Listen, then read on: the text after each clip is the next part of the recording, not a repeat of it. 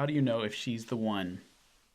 Well, the way I determined that my wife was the one was I prayed about it. I prayed about her with my dad, and when he got confirmation, we went to her dad, and he got confirmation. Then went to her, she got confirmation, and for me, that's how I knew when she said yes. How do you go about figuring out who the one is? Obviously, you have to find that out from someone who knows, and I'm going to tell you the only person who actually knows the answer to that question is Yahweh. So you're going to be talking to the Father about this. It's going to be praying. You're going to have a close relationship with Him in order to find the one person for you. As a starter, though, the Proverbs talk about looking for a woman of character, the virtuous woman, talks about avoiding the contentious woman. So looking at people's character of the eligible girls around you would be a starting point. But still, I mean, people can put on a show in public and have character problems in private that they've hidden. So you're still going to have to talk to the Father. He's the only one that can really tell you the answer to that question. And there's some people who don't believe that there is the one out there. And in those cases, you're still looking for Yahweh's best for you. So in that sense, there may be the one right now, even if that will change over the course of time. So you're still asking the Father for what His will is in the relationship. Mm-hmm. Ask what His will is, not what your will is. When you get that revelation, you'll know that you're ready to start acting on it. Yeah. Yeah, I agree. If you are listening to the Father and you really seek in and you're like, what is your will, not my will, then, he'll, I really do believe that He'll let you know. James says it. Let him ask Yahweh for wisdom, who gives liberally to all men. Yeah. So, Barrett, you're considering someone for betrothal. What are the deal breakers that you just can't go there?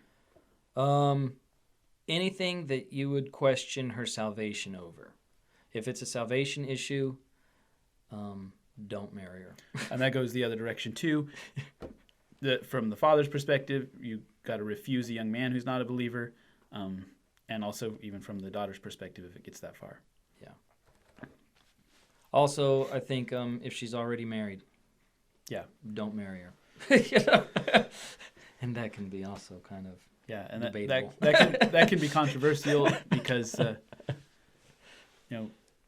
Yeshua talks about divorces that end up committing adultery, which means that divorce didn't actually affect anything. So you have to be very careful when you start dealing with divorce. She may actually be married. Yep.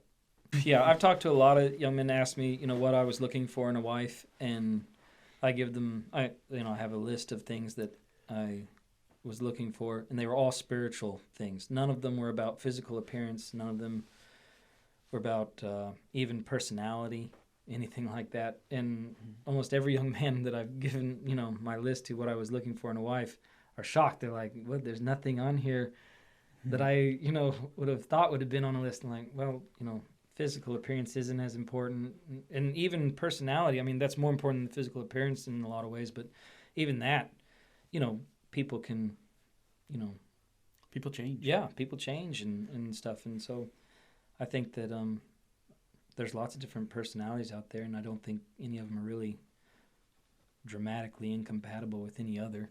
Yeah. Some might pose certain problems and stuff, but I think Others they pose other problems. Yeah, I think they can all be overcome.